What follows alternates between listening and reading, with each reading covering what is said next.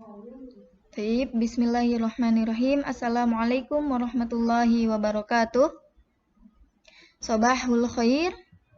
Kaifa halukunna jami'an? La'alakunna bi khairin insyaallah.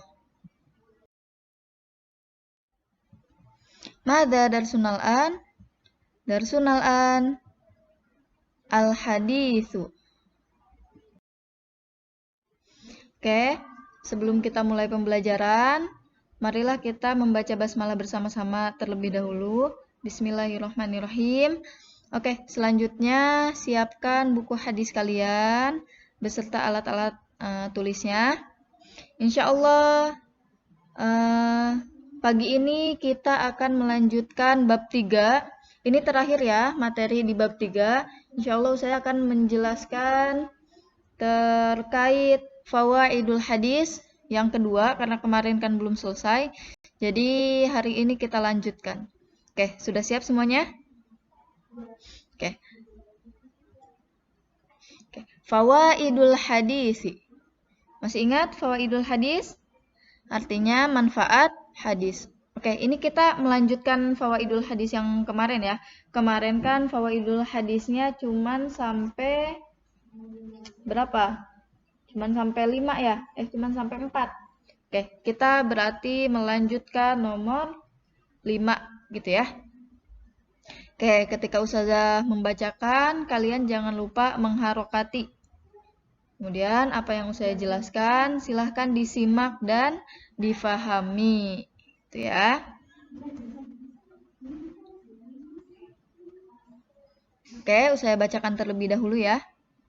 La yatimmu imanu ahadin illa idza amana biha jami'an ala al-wajhil ladzi dalla alaihi kitabullahi wa sunnati rasulihi sallallahu alaihi wasallama wa amma man jahada syai'an minha faqad kharaja an dairatul imani.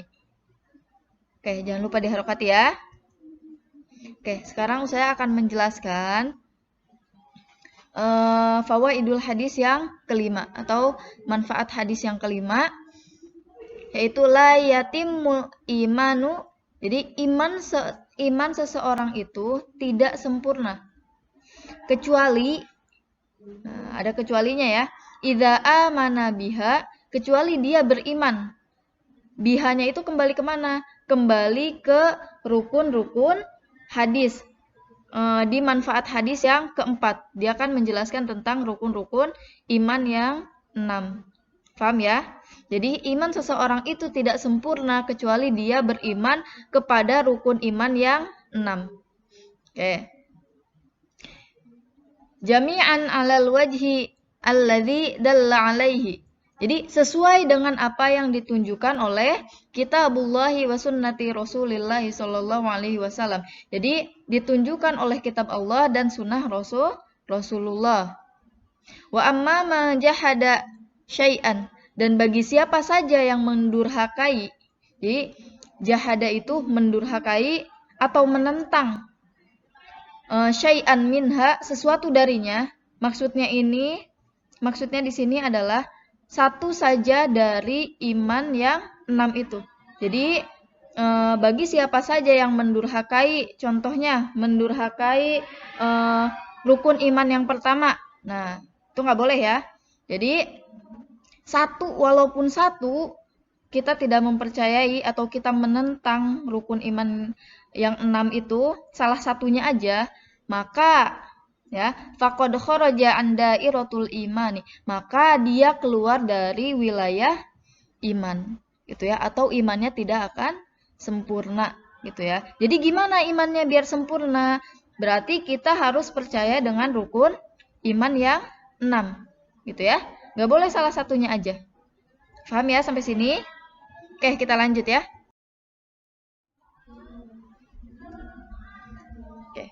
Sekarang masuk ke fawaidul hadis yang ke-6. Saya bacakan dulu, kalian silahkan mengharokati. Al-imanu lahu halawatun la yadzuqu ta'maha illal mu'minuna shadiquna. Qala Rasulullah sallallahu alaihi wasallam salasun man kunna fihi wajada halawatal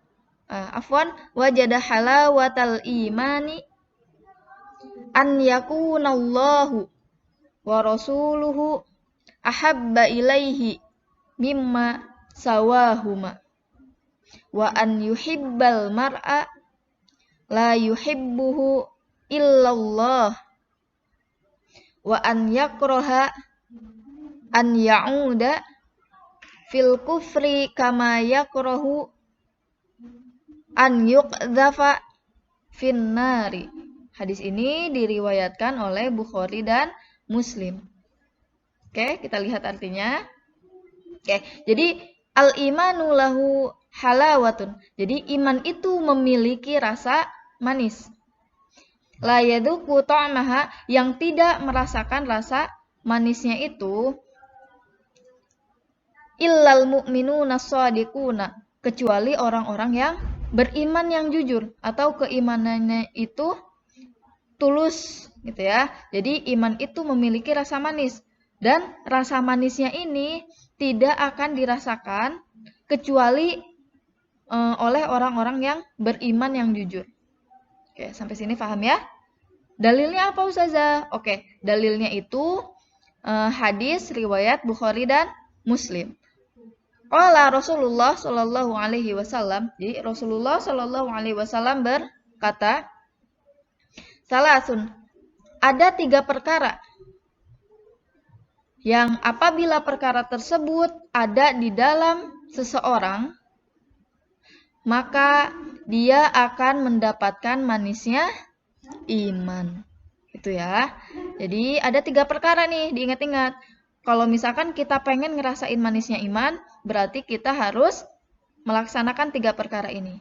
Yang pertama apa Ustazah? Yang pertama, an yakunallahu wa rasuluhu ahabba ilaihi mimma sawahuma.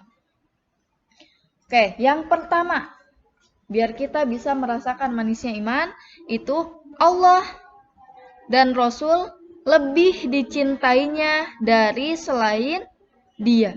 Maksudnya gimana sih Ustazah? Jadi maksudnya itu, orang ketika sudah bisa mencintai Allah dan Rasulnya lebih dari apapun, bahkan lebih dari dirinya sendiri, itu akan merasakan manisnya iman. Jadi jangan sampai kita lebih mencintai diri kita sendiri daripada kita mencintai Allah dan Rasulnya. Paham ya? Jadi kita harus mencintai Allah dan Rasulnya terlebih dahulu. Tuh, itu yang pertama. Jadi Allah dan Rasul lebih dicintainya dari selain Allah dan Rasul. Yang kedua, wa an yuhibbal mar'a la yuhibbuhu illallahi. Oke. Yang kedua itu, seseorang mencintai seseorang tidak mencintainya kecuali karena Allah. Nah, maksudnya apa nih Ustazah yang kedua? Oke, maksudnya itu seseorang tidak mencintai orang lain kecuali cintanya itu karena Allah semata. Itu ya, makanya ada kata-kata yang ana uhibbuka fillah gitu kan. Saya mencintaimu karena Allah. Berarti itu tandanya dia mencintai orang lain itu karena rasa cintanya terhadap Allah gitu ya. Bukan karena semata-mata dia mencintai orang tersebut, tapi dia mencintai orang tersebut karena rasa cintanya kepada Allah. Itu yang kedua. Kemudian yang ketiga, wa an yakraha an ya'uda fil kufri kama yakrahu an yuqdhafa fin nari. Yang ketiga, dia membenci. Nah, membenci apa nih Ustazah? Dia membenci kembali kepada kekufuran sebagaimana dia membenci untuk dilemparkan ke dalam api neraka. Gitu ya. Jadi dia itu sangat membenci untuk kembali kepada kekufurannya dia. Mungkin dulunya dia belum beriman. Setelah dia beriman, dia ada rasa takut untuk kembali ke atau contohnya misalkan dia kembali ke agamanya yang dulu kayak gitu. Nah, dia tuh takut sebagaimana dia membenci untuk dilemparkan ke dalam api neraka. Nah, pasti kan kita nggak mau kan? Kita benci banget atau kita nggak pengen kalau misalkan kita itu masuk ke dalam neraka. Gitu ya. Ini hadis ini diriwayatkan oleh Bukhari dan Muslim. Jangan lupa dihafalin ya, biar kita bisa merasakan manisnya iman. Tuh.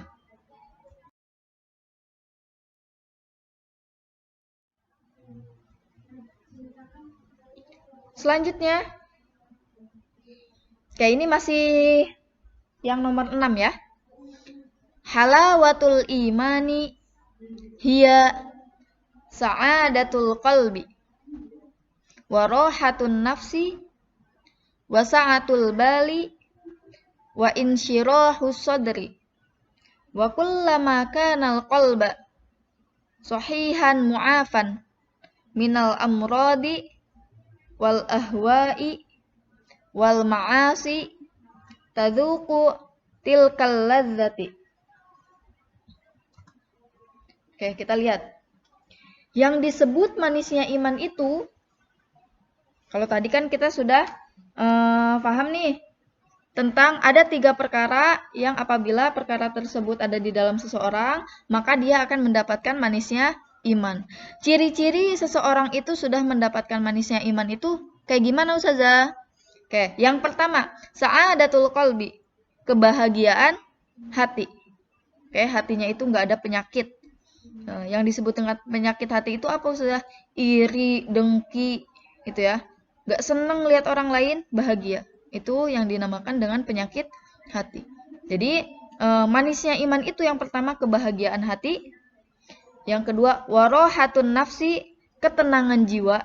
Jadi jiwanya itu selalu tenang, gitu ya. Kita percaya kepada Allah. Yang ketiga, wasa'atul bali, pikiran yang luas.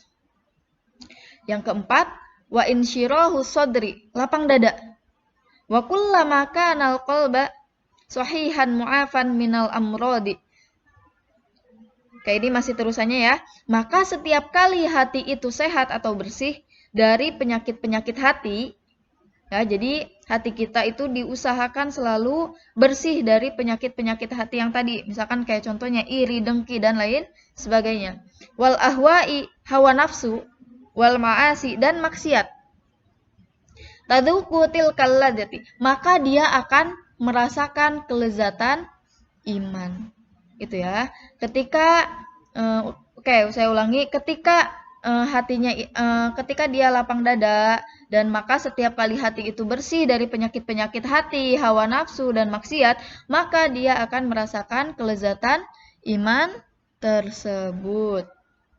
Oke, lanjut ya.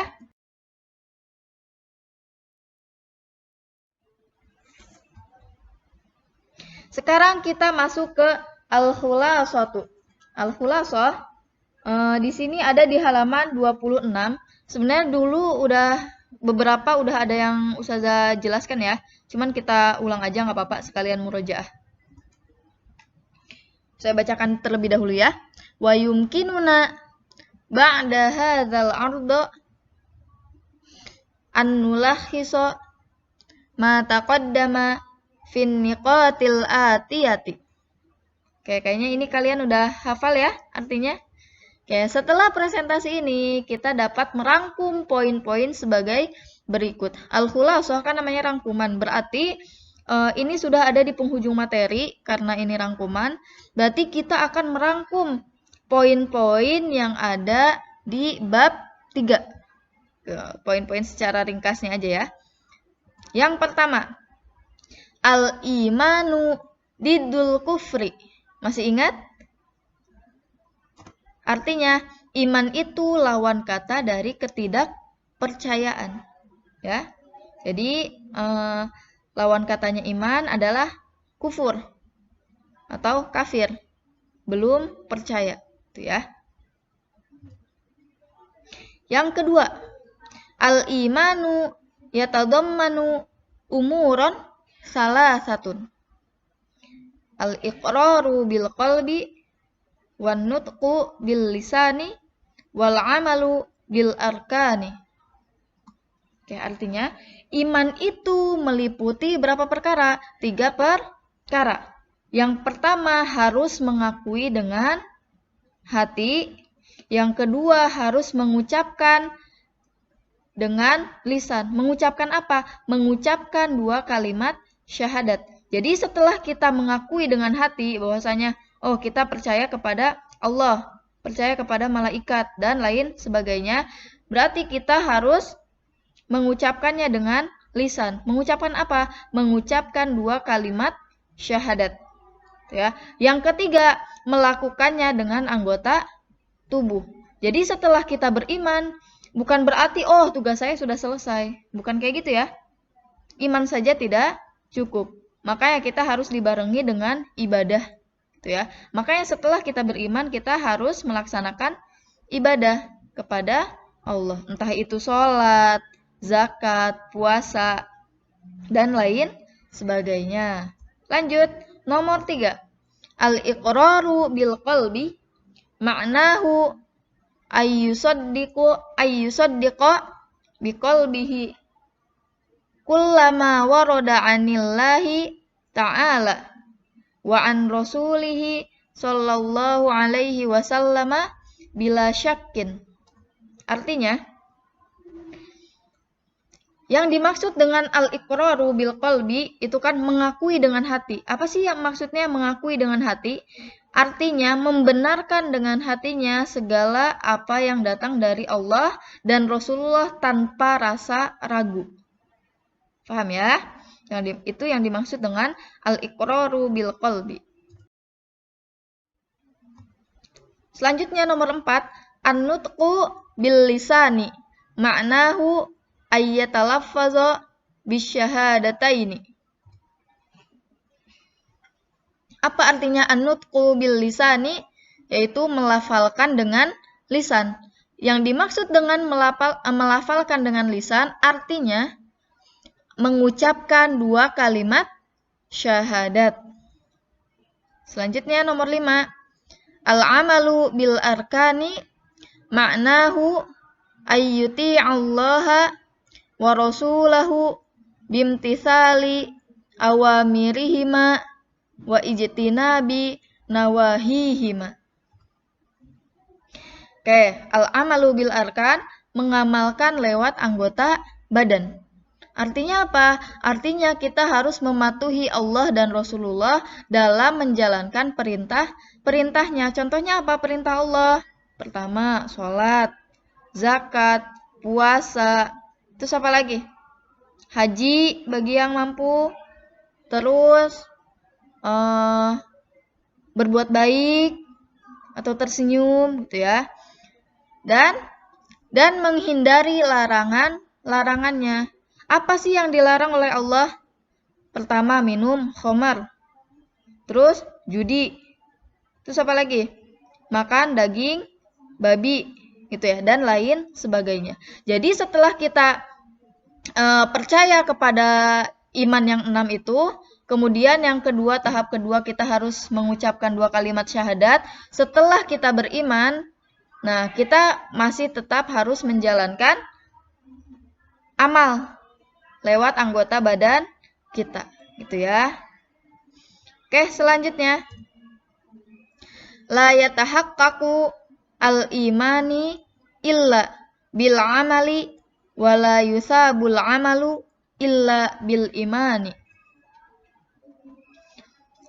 Iman itu tidak terwujud kecuali dengan amal.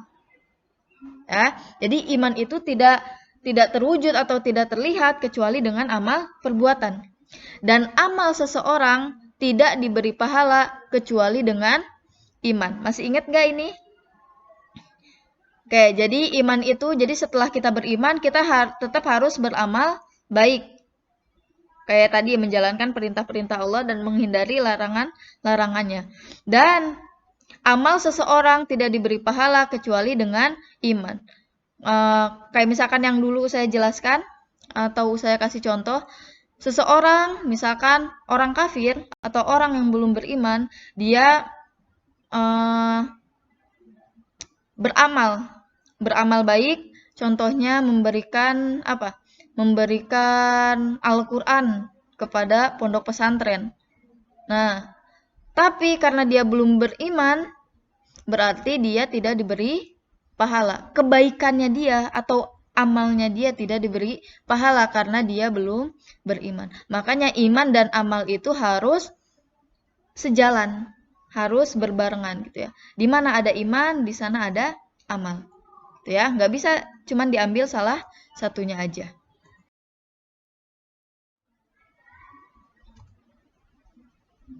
Oke, yang nomor 7, arkanul imani sittatun. Al-imanu billahi wal imanu bil malaikati wal imanu bil kutubi as-samawiyyati wal imanu bir rusuli wal imanu bil yaumil akhiri wal imanu bil qadari khairihi wa syarrihi. Ini udah saya jelaskan juga ya kemarin, tapi nggak apa-apa kita ulang lagi. Rukun iman itu ada 6. Ya, insya Allah kalian udah hafal. Tinggal dihafalin lagi. Yang pertama iman kepada Allah, yang kedua iman kepada malaikat, yang ketiga iman kepada kitab-kitab langit atau kitab-kitab Allah, yang keempat iman kepada Rasul, yang kelima iman kepada hari kiamat, yang keenam iman kepada takdir baik maupun yang buruk. Selanjutnya nomor 8, halawatul imani hiya sa'adatul qalbi wa rahatun nafsi wa sa'atul bali wa insyirahus sadri. Oke. Ini yang barusan saya jelaskan ya. Manisnya iman itu gimana sih kita bisa mengetahui kalau misalkan kita itu sudah merasakan manisnya iman? Yang pertama itu kebahagiaan hati, hati yang selalu bahagia. Yang kedua ketenangan jiwa. Pokoknya intinya kita itu nggak pernah was-was sama apapun, nggak pernah was-was. Jiwanya tenang, gitu ya. Karena kita merasa kita punya Allah, gitu ya. Makanya jangan sampai kita jauh dari Allah. Yang ketiga pikiran yang luas. Yang keempat lapang dada, gitu ya. Oke, ini yang terakhir. Saya bacakan dulu. Halawatul imani tatahaqqaqu idza kana Allah wa rasulahu uhibba ilan nafsi min ghairihima wa habban nasa qa'iman ala hubbillahi wa karahal 'udata fil kufri kakarahul kudzafa finnari.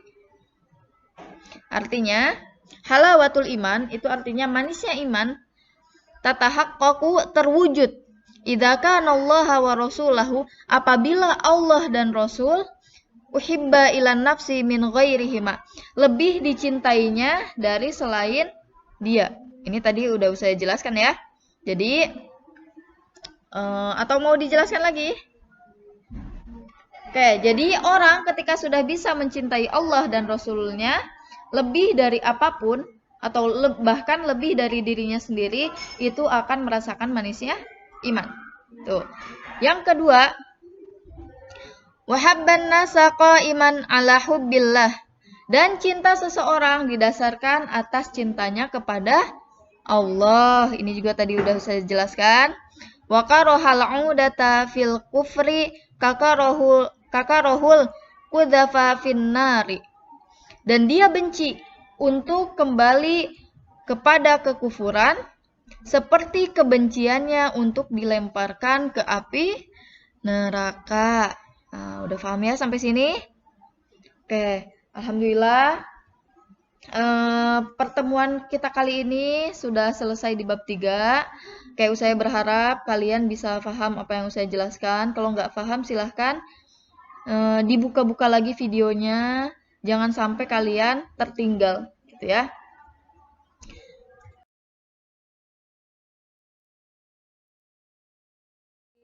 Informasi untuk pekan depan kita nggak nambah materi, insya Allah akan ujian, bukan ujian ya namanya, akan ulangan bulanan lah gitu. Ulangan satu bab. Jadi silahkan kalian hafalkan, fahami, terus kemudian apa? Di murojaah lagi di bab 3-nya. Karena pekan depan kita akan ulangan. Gitu ya. Oke, kasih tahu teman-temannya yang lain ya. Oke, untuk soalnya berapa Ustazah? Insya Allah soalnya gampang. Kalau kalian belajar. Gitu ya. Untuk soal dan lain sebagainya, insya Allah nanti kalian tahu sendiri di pekan depan. Oke? Oke, jazakumullahu khairan atas perhatian kalian. Semoga ilmu yang Ustazah sampaikan bisa bermanfaat untuk kalian, Ustazah, kita semua, kayak gitu ya. Oke, wassalamualaikum warahmatullahi wabarakatuh.